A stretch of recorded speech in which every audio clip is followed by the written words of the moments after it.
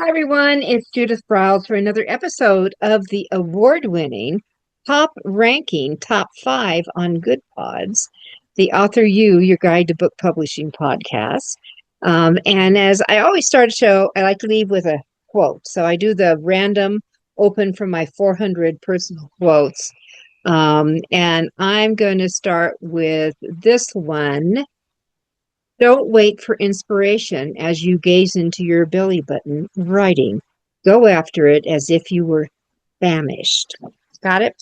So that's just kind of little gems you can have each day, almost like a writing prompt as you go along.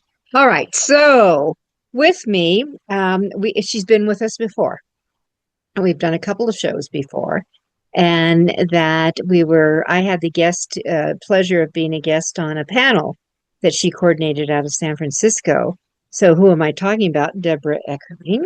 So we have that going on. But just a little bit about Deborah. She is known as the book proposal expert. All right. And an award-winning author herself. She speaks, she's done TEDx's, she's worked with thought leaders to turn their ideas from ideas into very impactful nonfiction books. And she's also known as the Deb method. So we're going to kiss on all that as we go through this. Her book is your goal guide, as well as 52 secrets for goal setting and goals getting. And she also has her own chats, her own podcast that she hangs out. So the Goal Chat, Taste Buds with Deb, and the Book Proposal podcast. So with that said, here's what we're going to jump in today. I do want her to kiss on the Deb method. I do want her to talk about, I don't want to leave without talking about book proposals because see, it was always book proposals if you're going to go for the Big Apple. You're going to try to get New York on you. But you know what? I think you should learn how to do book proposals as your guidepost for you to check back on where you're going. So, Deb, we're going to circle back to that. But here's where we're going to circle in on one of my favorite social media sites. It used to be the one, well, if you wanted careers or for business, this is the only one you go to. Now it has expanded into meaning so much and it can do so much for you, and that is LinkedIn. So Deb and I are going to be doing a deep dive into how to take your authoring smarts, your authoring success to another level by learning some of the ins and outs. And and I'm telling you, I've been on LinkedIn a long time. I've got over 17,000 connections on one side. I've got a group, the Author You group, with over 33,000 connections. I am a really believer in the power of what LinkedIn can do to you, and also I think the credibility. So, Deb, welcome back. Well, thank you so much for having me. I love it because usually when we hang out, either you're on my show, I'm on your show, you're on a panel. But this is also shows the power of LinkedIn, right? Because Yeah. if you need someone, you just go into that lovely search box and put a keyword. And if it's not someone you know, it's likely someone who you know knows. But it's all about it's like your Rolodex, right? It is your vehicular, it's your reminder. And I say all the time, you can't reach your goals on your own. You need your people because once someone is in your tribe, once you're in someone else's tribe, they're in yours, vice versa, and they told two friends, and so on and so on. And a lot of writers don't think they need LinkedIn, and it's an No. advantage when you do because LinkedIn's been around for more than 20 years and people still are not using it to its full potential. So even if you use it a little bit, you're Mhm. better off than so many others. A little dab will do you. What was Right. that? Was that Brill cream? And that was Bro Cream. And then what was the they tell two friends and so on and so on? I feel like that was also a hair product. Oh. Theme. Okay, then. All right, so hair theme today, people. Yeah, Guys. exactly. Okay, But so I love what you said. It's the ultimate Rolodex. And my confession, I had a Rolodex that was so big. I mean, it had 3,000 cards on it. I had a giant Rolodex. I had two of them.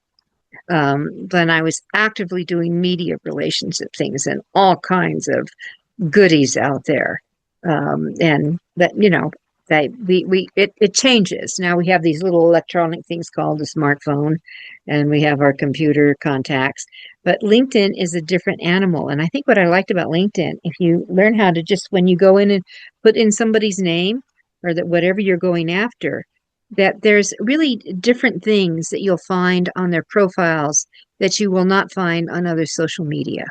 Different ads, different credibility credentials that come up versus, where we went on vacation. So just saying.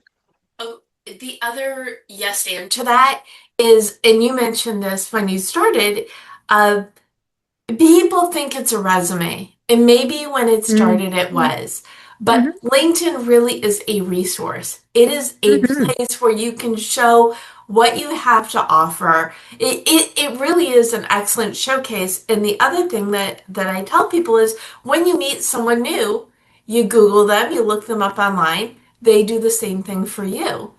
And even as an author, or especially as an author, and even as a nonfiction author, if you've got a robust LinkedIn profile, people are going to notice you, Mm-hmm. And also for those of you, since our audience is authors and writers here, right? if your desire is to speak, which I sure hope it is, since it's the number Right? one way to sell books, that meeting planners hang out on LinkedIn. They actually are looking for resources and experts to engage and bring to their audiences. So make sure you have in your profile that you're a speaker. Just saying.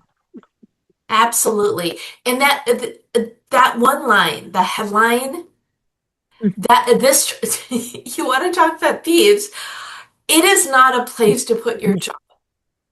It is a place to put how you help, because that's what people are going into LinkedIn looking for. They maybe they're looking to hire, maybe they're looking to get hired. Maybe they want someone who does whatever the thing. But if what you have is director or VP or communications or blah blah blah blah blah, what does that actually say about you? You got a They're title. words. Yeah, they're words. And great. If you have a fancy title, fine, put it in there. But you want to lead with your how you help statement, or at least incorporate that. And if Hmm. you're an author, you can, or fiction author, you can say, I love storytelling, or bringing stories of XYZ to whatever your readership audience is. But you get Oh, to be but, I'm just creative. yeah. Be creative. I am a fantasy storyteller that brings your fingertips to page turning delight. Okay. Wow. Wow. This is why I love to hang out with you. It's like the fiction. It rolls off the tongue. But this is the point. If all your LinkedIn a headline says is VP of whatever, no one's ever going to see you as a writer because you are not seeing yourself as a writer. Dialing it back, that's really the first step is embrace the fact that you are an author. What is your special skill? How does the thing that you do, that voodoo that you do so well, what is Hmm. your, and I hate the phrase secret sauce, but what is I your I secret like sauce? it though. I like secret sauce. Well, I've heard people overuse it in the wrong Well, way, yeah. Yeah, they do. but what makes you special? Mhm. Judith is special. She is the book shepherd, and you know exactly what she does based on her title and also her LinkedIn profile, But right? let's also just say that the word expert, because Yes. Debbie's used it, is one of the most sought after used word when people are searching for help on that. So, what are you an expert in? Okay, so I am an expert in book publishing. I have expertise in book marketing. I have expertise in getting people off the dime and get them writing their book. So, whatever it is, What's your side of it? Because that's what belongs when that visibility and then when the spiders on the social media engines are out doing their little spider searching. Right. Not that you're a VP of something. Yeah, and I'm looking at my headline right now. I still Mm, have goal strategists because my first two traditionally published books are on on goal goals. setting and goal getting. So I have that in there, but I start out with book proposal expert and goal Mhm, strategist, helping mhm. experts, execs, and entrepreneurs craft winning book proposals without the stress. And then I go into speaker, TEDx, award-winning author, and podcaster. And then I also have in there former non-cook because I feel like if there's one little tidbit of information that's a little bit off of like a screen disruptor, if there is one little thing that you could put in there, what is the one little thing that's going to get people's to notice? The first example I ever saw of this, someone wrote, "I love paddleboarding." I mean, that was part of her LinkedIn, and I'm like, oh my goodness, that is brilliant because you are developing automatic rapport with people. You would Mhm. not believe how many business conversations have gone off the rails because they want to talk about the fact that they used to not cook, or they do cook, or they love to cook. Any and all of these things. Because food and the whole non-cook thing, that just it gives you another way to connect with people. Because people connect with people. They're not connecting with your service. I mean, obviously that's the goal. Sell books, sell your services, position yourself, right? But they're gonna get you because you're gonna find some commonalities. Exactly. So that's what all of you need to do the checkout, to see what's going on with your own area. Now, I'm telling you, I have challenges right now with mine because a duplicate got created and we have been fighting for a year to get it off. Ah, that's terrible. Yeah, well, actually, LinkedIn created it, but it's a real problem in Is getting it around on those. right? Is it a dummy profile or is it someone pretending to be you? No, it's a dummy profile. Yeah, It's truly a dummy profile, and it's just, you have to. This is the persistence thing, everybody. Sometimes when you do get those things, you just have to keep coming back. How can you do it? If someone just puts in my name, it's going to come up with that dummy profile. The way you have to you have to dig around with the doctor on it and the book shepherd on it, and I mean, it's crazy on that. And then the bigger contacts, of course. It's nuts. Anyway, LinkedIn, yes. Howard. So let's talk about some of the stuff that LinkedIn does and do, and what kind of tools are on LinkedIn. And we have some things that are old. I've grumbled for years when Microsoft took over LinkedIn, how they kind of threw the groups under the bus. They're still there, They're but you still have to there. find them. You just have to go up in the upper right and you have 9 dots, dots, and you click on that, and then it comes up and you can go find groups because they're very powerful. They are powerful, and I agree with you. They're completely underused. Under Well, yeah. it was well. Did you notice? I'm sure you noticed this. Facebook would create something, and then LinkedIn would create their version of it. And Hmm. Facebook would create something, and then LinkedIn would create their version of it. And I think the live video capabilities is probably the best copycat thing LinkedIn did. And the groups is the one that got buried the most. Hmm. Because, and I know plenty of people, they won't do Facebook anymore. Now, I am my Right On online Facebook group has been listed as one of the best Facebook groups for writers by the Right Life since I think 2016. So I can and will never completely go off of Facebook. But some weeks everybody's commenting, some weeks no one is commenting because Facebook does whatever it wants in showing material to the people who are out there looking. Their algorithm is just it's not audience friendly. Whereas on LinkedIn, I think it's much the opposite. It's the more you interact, the more you see people who you need to interact with. Am I tangenting too much? No, no, no, you're good. No, I think you, Uh, and also I just think it's hard to post on Facebook without paying money if you want anyone to see anything.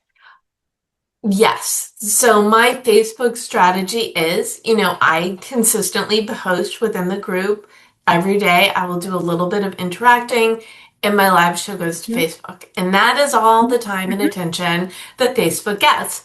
LinkedIn, on the other hand, even if you just post once or twice a week, and I mhm. think once a day is better. But even if you're just posting a few times a week and you're mixing it up in the type of content that you post, you are going to get more attention. And then the other part of it is if you do other things, I'm totally cart before horsing. If you Ah, comment, if you interact, it shows up yeah. in other people's feeds. So there are ways to get in front of other people's audiences by just being yourself, being of value and genuine in your interaction. Well, I think that sounds exciting to me. Yes. You know, The, to go that. So, where else? Let's talk about some of the tools, Deb, that okay. LinkedIn brings to the party for tools for influencing, for visibility, and the like. Okay. Well, I said before that I love the live video feature. And when I do Gold Chat, so that's my Monday live show, I go live to Facebook, LinkedIn, and YouTube.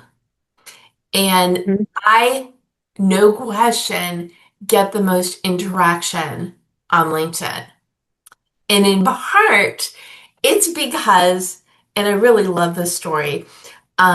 Maybe 6 months or so ago, I was a guest on someone else's show, and one of their regular interactors decided that he liked me. So now, whenever I go live, if I haven't sent him the link, he will ask for it, and he tags and invites people or messages people to join the conversation. All right, so let's talk about the process. Yes, let's. All right, let's talk about your process. So you do this every Monday at a certain Yeah. time. Is that correct? Yeah, every Monday, 4 p.m. Pacific. And as a little side note, for all you people who say having a podcast is too much work, it is. But when you have a live show and then mine gets uploaded to podcast channels on Thursday, and in the intro, I just say you may be watching this live, you might be watching the replay, you might be listening to us as Gold Chat Podcast. Then it's you do it once, you upload. Obviously, you can get way more advanced, you can edit, which is what I do for my food podcast. But if you are looking for an easy way to share your voice and the voice of others, Mhm. a live show, live on LinkedIn, best first step, Well, if you can, even if you have like I'm a big believer in a YouTube channel too. right? Um, yeah. But if you're doing your live, you just kind of do a live and people are their faces coming on, or is it just live with you and they post coming Uh, out work? yes, I will have, well, my Gold Chat Live every week I bring in 3 guests to dive into the topic of the week. And then we've been having these robust conversations in the chat. So So on people a can just view it. Yeah. Yeah, people can view it, but if there's value adds to it, I will show it on the screen or if someone has a question for one of my guests, so it's more interaction. And then what I will do is I will go back after the show and reply to all the comments and send a connection request to anybody I am not already connected with. Hmm. So then they will more likely see it in their feed Hmm. because of that. The other great thing about scheduling live video is it shows up as an event, and you can invite, I think, 1,000 people a day to a LinkedIn event. I don't do it. I know people who do, But in theory, you could, because again, it's showing your authority. I know this thing. I bring people together each week for a goal chat for this conversation. Come join the conversation. And then people will occasionally repost with their thoughts. So this is 1 hour of me bringing three people together. And unless it's on purpose, they don't know each other. They share it. There are people in the comments interacting, so it shows up in their connections feeds. And then people share it after the fact. And what are you doing? You are an authority. You are sharing your authority. You are bringing other authorities, and you're just taking one little idea or big idea and exploding it through interaction and reshares. Mhm. Which is fun. Which is fun. It's fun, but it's not which is fun, it's fun.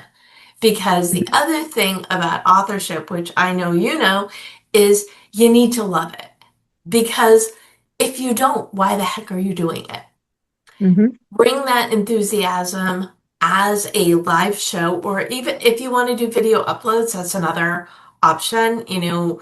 30 to 90 seconds for little short clips. If you're doing a demo, maybe up to 3 minutes, but do little videos showing that you know your stuff and you love it. That's also going to stop the scroll, as they say. Mhm. Well, there is scroll. Yeah, There's always going to have people, there's but if always scroll. but if but if it's interesting, people will hang out. Uh, Yes. and to do it. So it's a fun event. Okay, so live video feature, how do you execute it? So what do you click on your LinkedIn feed to make that happen? Okay, so I do mine through Restream Hmm. because that allows it to go to three different locations. Got it. Okay.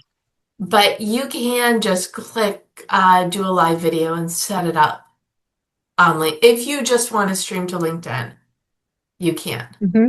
And Hmm. there are there's StreamYard, which I used for years, but I like Restream better. They're constantly adding new features like AI generated clips, things that you can generate and then post to promote your previous content because you create your content, you want to be able to use it over and over again, right?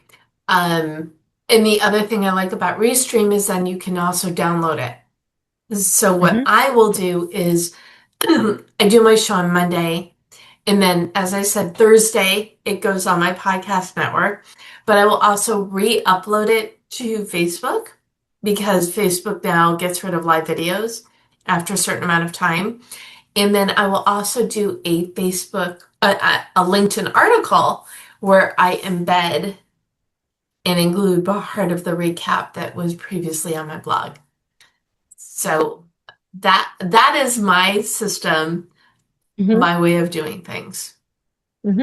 Well, everyone does have their system, and I think the way Hmm. we learn about what systems work for us that might be a fit, or we learn also when they're an unfit, which I think is also important to understand. Oh, If, absolutely. Well, that's the whole premise of 52 Secrets for Goal Setting and Goal Getting.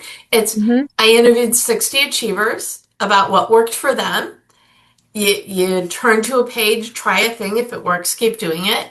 If it doesn't work, try something else. Which is the same thing to think about with social media. If it works, keep doing it.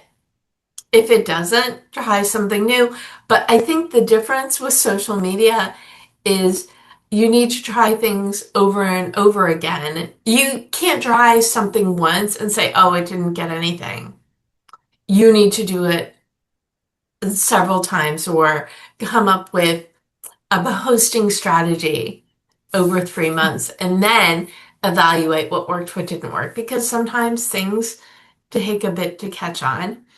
I would like also, can we talk about the LinkedIn profile or do you want to get Oh back to no, I want it. No. I just you brought up video. I think that the profile is essential. right? So let's go back to the basics. Okay, so the power of LinkedIn is that forget that you're a VP or the CEO or all the other stuff. Get out. For me, what you have your expertise is.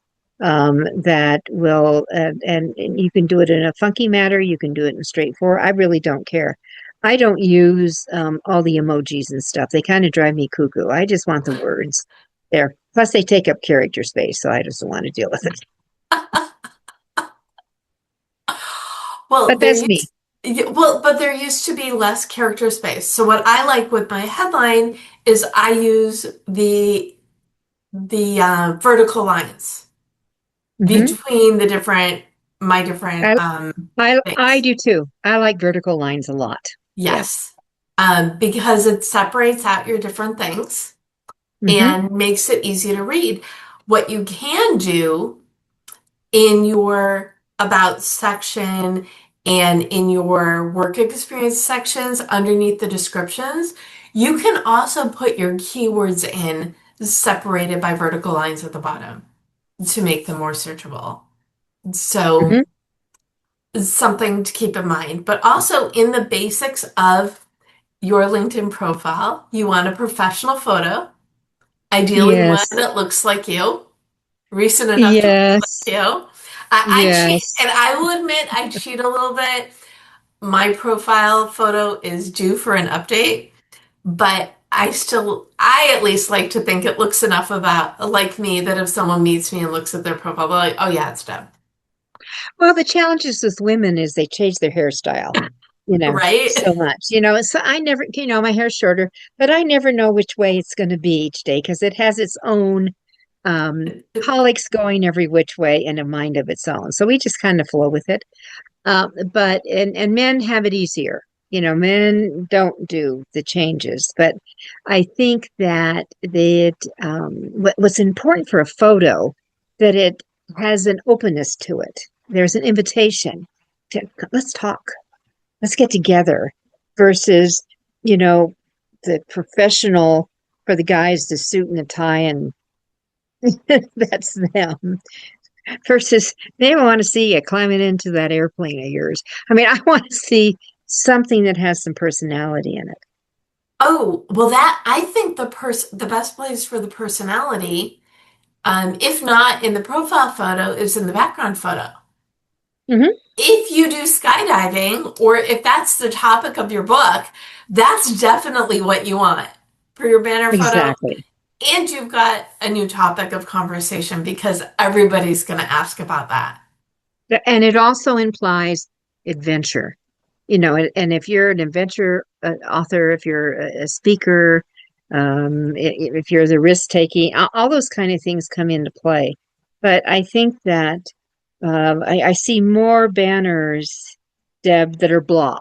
It's like, or it's just like the default without Ooh, that thinking drives me anything. crazy. If you have, okay, if you're listening, pause the recording. If you've got like the default, pause the Hmm. recording and then just upload anything and fix Hmm. it later. But Hmm. it can be a skyline. Hmm. It can be your bookshelf. It can be something that speaks of you, but then fix it later. Exactly. Exactly. I actually love to see people's bookshelves. I'm going like this. What's their title in it? Well, I'm all over that. But Right. I'm a As an book, author, that's a really yeah, easy I'm a book way to person. Yeah. express Yeah. who you are. I mean, even your bookshelves behind you right Mhm. now on the screen, it's not just titles, but it's very creative. It's a great background for you. It's But got stuff. it's got stuff. It's like, where's It's got a Waldo? lot It's of like, stuff. what can you find in there? Which Oh, is, I know. I know. I've got all kind like over here. I tell you, got a point here. That is a rubber ducky from our publishing at Sea Cruise. We hid duckies around the cruise. I So I love mean, it. I I have stuff. I like stuff. It's my But environment.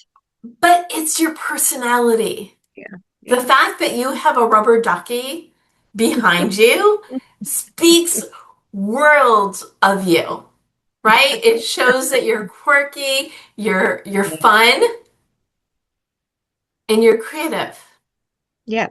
Oh yeah, I'm a creative, but I think that what it said is that remember, I don't know what the stats are, Deb. Maybe you do. That what's the vision on first impact on people? Oh, I do not have stats either, Okay, but I but it do know. but it's Right. high. But it's Yes. high.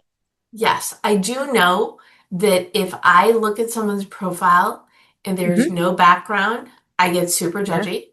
If there's no, or even worse, a really like 20, 30-year old photo, Button I get pusher. super Or judgy, or right? I like it that they love their animals, but I really don't want to see Right? your kitty cat as your photo. I do want to see you. Oh, that's such a good point. And let's say you're a cat person, or let's say that there's a cat who's a main character in your book. Great. Use Hmm. it as your banner. Hmm. Use it in for your banner. And I see all sorts of things. People, if they're speaking on stages, and then you put the website or a call to action, Canva, which is you can upgrade, but it is a wonderful free web-based and app-based graphics program. You Hmm. can just find the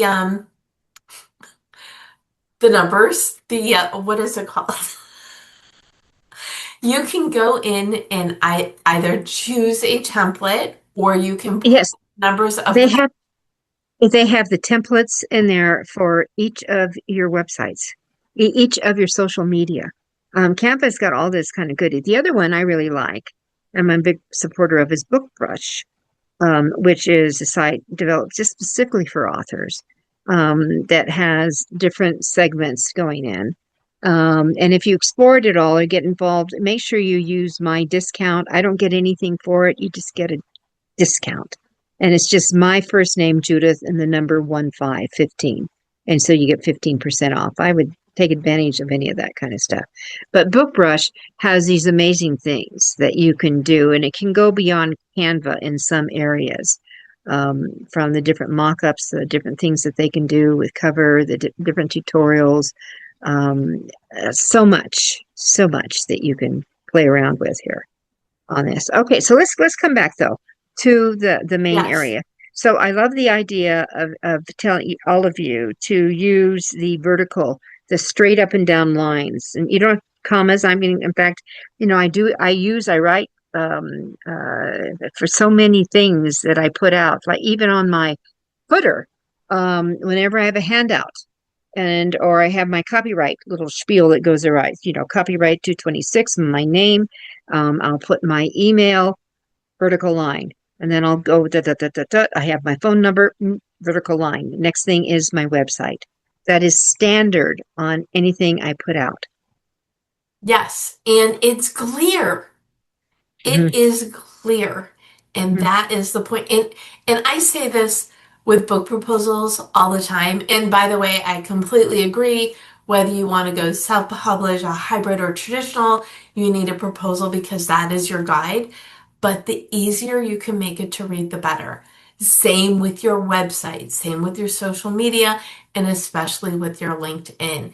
The easier it is for people to get the information that you want to share, the better Hmm. it is for everybody, Hmm. right? Hmm.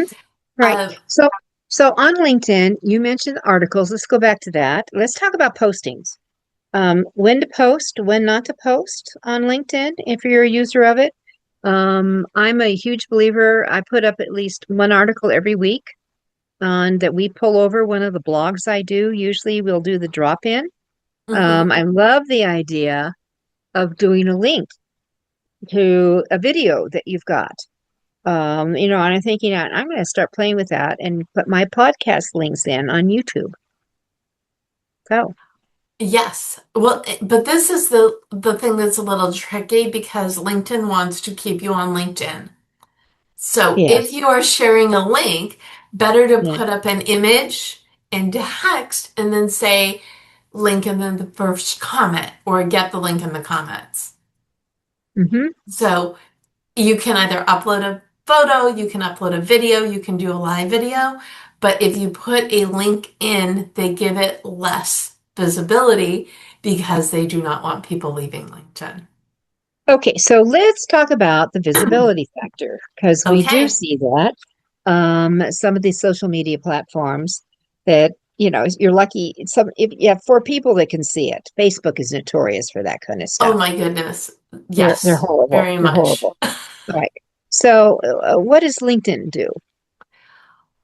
LinkedIn is better, like I said, than Facebook in terms of visibility, but you do need to be consistent. And I love what you were talking about. It, the best way I think to start a posting strategy is just brainstorm a list of all the things that you can post. And think Mhm. about you can do it in different formats. You can create events. Events for when you've got free workshops and webinars and whatever, they work very well. LinkedIn loves when you create events on their Mhm. website. Um, Images. Quote, I know you are really big on creating images, I hear a lot of images. Yeah. right? But a quote from your book or your philosophy or meet the character and it's a different character from if it's a fiction or um what is it? Is steampunk, is that still a thing? I think Yeah. romantasy is Well, also steampunk, the no, yeah, they're romantics huge. yeah, They're huge. Yeah. whatever it is, whatever is your genre or subgenre, really dive deep into, okay, what information can you impart about this? What do people not know about romantasy? What do people not know about steampunk? What did you do for research to learn about the lives of your characters? All of these things are fodders for posts.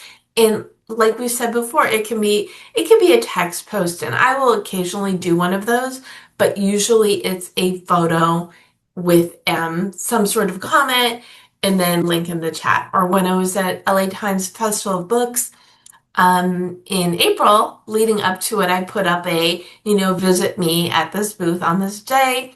Let me know if you're going to be there. And this was actually great. I had three people who I hadn't seen in years, one of which like 15 years, who Whoa. came. Oh, I saw you were going to be here on LinkedIn. I had to come say hi. And it was like, and like I said, three different people I didn't know were coming had just Hmm. had seen the post and showed Hmm. up. So Hmm. you don't know Hmm. who's going to see it, but if you don't post, no one's going to see it. Yeah, that's a guaranteed. It's Okay. guaranteed.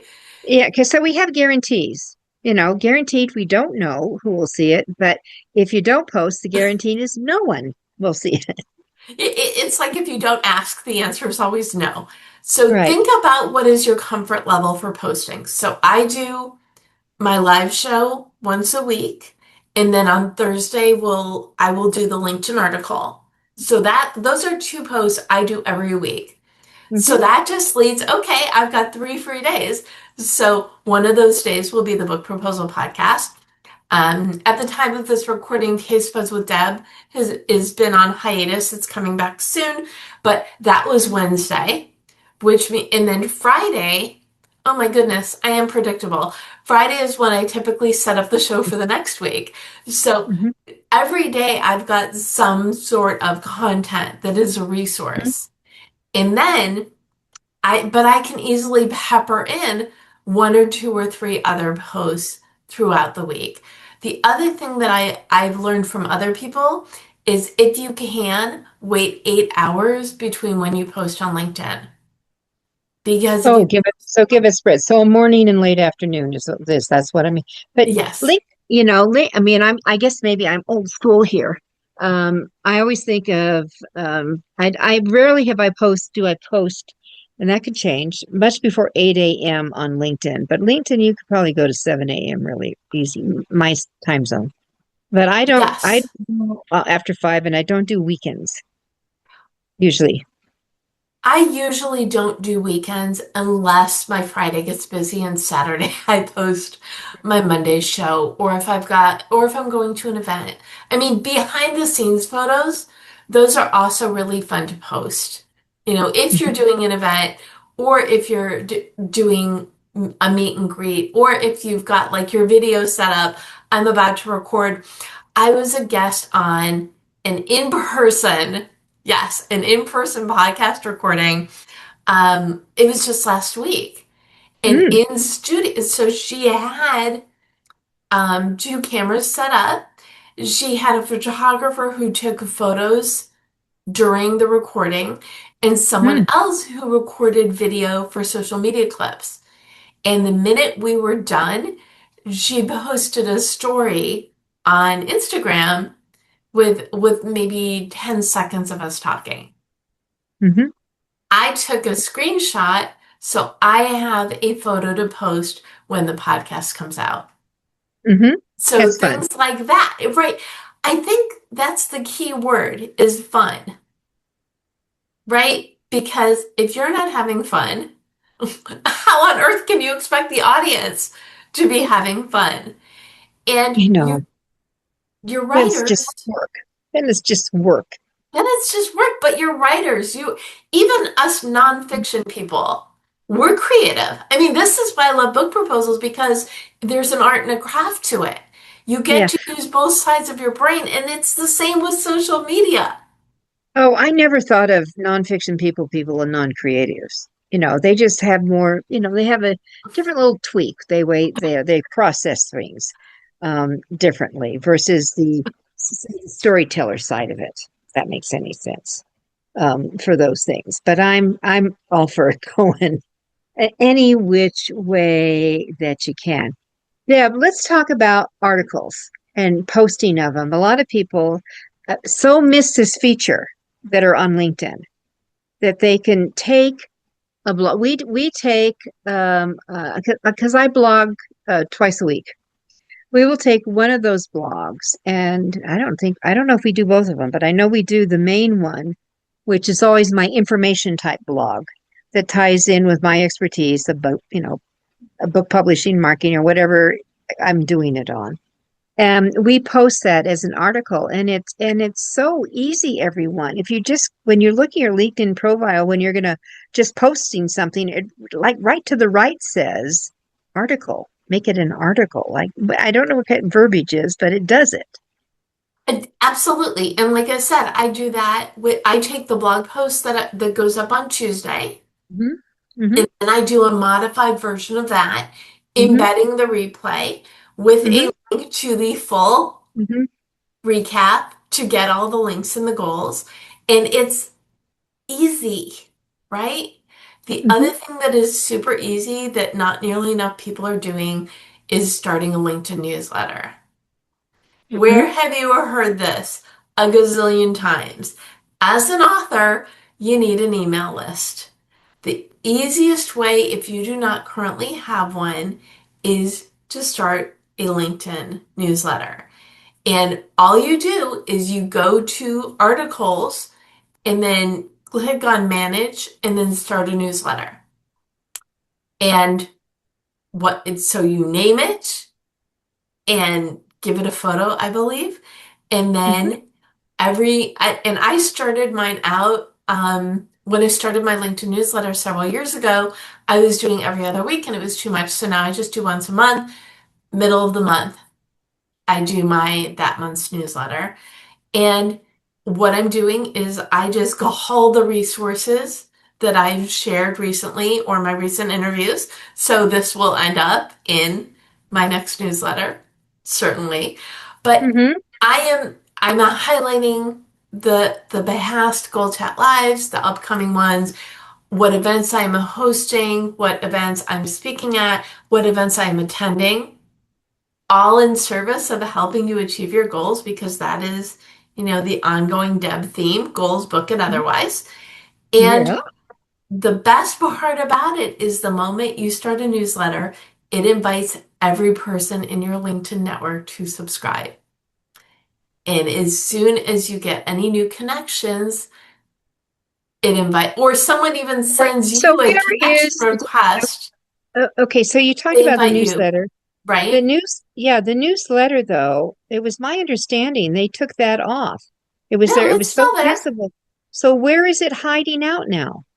Okay, if you go in if you go in to write an article Yeah. and you have a newsletter, Yeah. then you change here. I'll find the exact thing while we're talking. Okay. Okay, Okay. So, if you do not have a new okay, go to write article, yeah. and if you go to manage, you can do Uh-huh. create newsletter. All right. So that's where it's hanging out because they used to had a separate deal for that we did faithfully, and then it disappeared. Well, this is the thing that's also super interesting. So if you go to create an article, it Hmm. automatically starts it as a newsletter. So if you are writing an article that you do not want to be a newsletter, you need to click on your name and switch it from your newsletter name to individual article. Okay. So everyone, you have to play. This is a play thing. Yeah. It's a Can you? plaything. Yeah. Yeah, you have to play around with the tools you have to click on what's open and available to do. Drop in an article, make it a newsletter. That's the way to do it. Create a banner or whatever.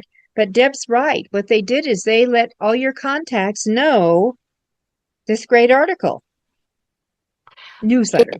In the Is that? newsletter. Well, this is what I love. As soon as I send a connection request to someone, even before they accept, I will get an invitation to subscribe.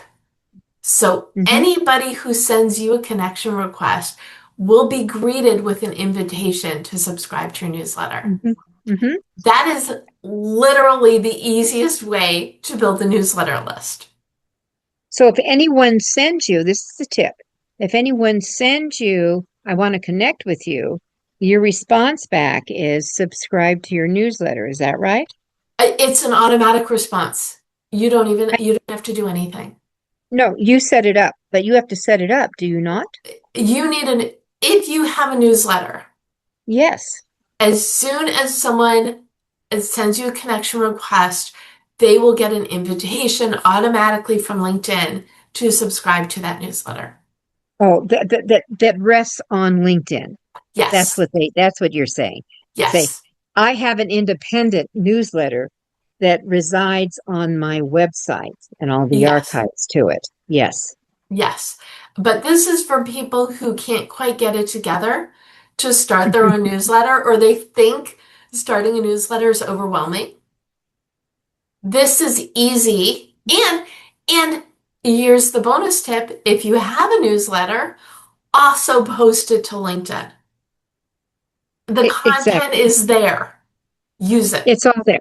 So, everyone, here's the other thing what I want to encourage you to do, whether you're doing articles or you're converting them to newsletters, make sure that you have some kind of a call to action, CTA, on it. And it could be if you have an event coming up, if you're having a bookstore signing, what, what is it that you do?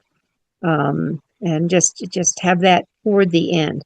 But again, LinkedIn does not want you to give them links to go do that. Is that correct, Deb?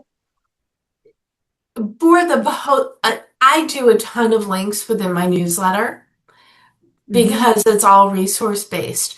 When you are posting text post, when you are doing an update, oh yeah, that's what it's called. When you're posting an update on LinkedIn, they don't like it when those are links. Better Okay. for that to be a photo or a video and then hack the comment for the link. And And the image just a posting of some sort. They don't want you to go exactly, scrolling off. Okay. exactly. But you made an excellent point, which is everything needs to have a call to action. It can be really subscribe to my newsletter or subscribe to my YouTube channel. Or it could be, I hope to see you at my next event. Link in the comments. Hmm. Whatever it is, there is a purpose. There's also, well, the 80/20 rule, right? Yes. 80% information, 20% promotion. But you can also wrap promotion inside of information. Here are Yes. three tips Yes. from my book. Want to learn more? Yes. Grab a copy. That's not a promotional post. That's an informational post with the call to action is you can order my book for more. Mhm. Okay. And that is acceptable. Yes. Oh, okay. Right? Well, but think about it, think of LinkedIn this way. Again, it is a resource. You are a resource. So you are claiming your expertise. Hmm. What is your expertise? Whether it is a genre, um, a a particular skill set, a thing that you do better than anybody and everybody else. Hmm. And I say this Hmm. to whenever I speak on book proposals or start working with new clients. What is your topic? Congratulations. You are the king or queen of this topic. For you, dear audience, what is that for you? And then you want to create content that supports you as the expert in whatever it is that you are. Exactly. And that's what we want to do. Right, because we want, if people need the thing that you offer, we Yes. want them to think of you. So your job is to do everything in your power to stay top of mind, which is Hmm. why we love social media and especially LinkedIn. I'm all for it. I'm all for it, and doing that. But I mean, I'm a big fan of Lincoln. I have been for years and years and years, and putting that together. And I just recommend that too. If you're not using it, if you still think it's just for, it's if it's for careers, and all that other stuff, you are really uninformed at this point. You have to be on the you just got to recognize that it's another tool. And again, as I said, if you want to, for speaking, meeting planners looked at LinkedIn all the time, but that also means you better get over and remodify that profile and get it up and get those expertise areas in because I love Deb's idea of doing the vertical, not the commas, not the M dash, not this, do it vertical. So you're going to have basically a space, vertical line, space. That's how I would do it. So, Yes, but the I has a little rest. Yeah, I like it. absolutely. Yep. And I'm going to, by the way, go back in and look at mine and say, okay, we're going to make sure that we do that. But also, I think, as I know that we're like a minute out to saying goodbye, um, that it's important for you to go back, all of you, to review all your profiles and all your update events. And LinkedIn has another little goodie that I think is very good, and you'll find it on the very left side of your about me and those pages that come down where people come in and they verify your expertise. And LinkedIn likes once you get over 99, it's like you're hot. I'm just saying it works. I think bonus points for anybody who's listening or watching to connect with both of us on LinkedIn and take a look Yes. at our profiles as examples of people who we love what we do, and our LinkedIn Yeah. profile is not afraid to show it. You got it. So with that said, Deb, equally, thank you so much for being with me today. And I just again, people, if you're not using LinkedIn, I'm going to encourage you to get on it. I always believe in having two or three social media profiles. I'm on a lot of them because I just have been on a lot I've been out here for a while. But and I just, we still put posts on Facebook. We just don't see the results, but there's still a few people out there still doing it, and that's what we do. Yes, So, okay. and remember to have fun with it because that Yes, is the whole point. Thank you exactly. so much for having me You're on. It's welcome. always great to hang out. All right. If you're tuning in, find me on LinkedIn. You can learn more at thebookproposalexpert.com. There you go. Thebookproposalexpert.com. I'm Dr. Judith Riles. You'll find me on Judith Riles, but there's a duplicate. So until we can continue our fight, but you'll see it with a broad banner. There'll be orange in it. There'll be all kinds of things, but it's the key one that has over. Join my 17,000 contacts. How's that? That's what we'll do. All right. Perfect. Thank you all. We'll see you next week.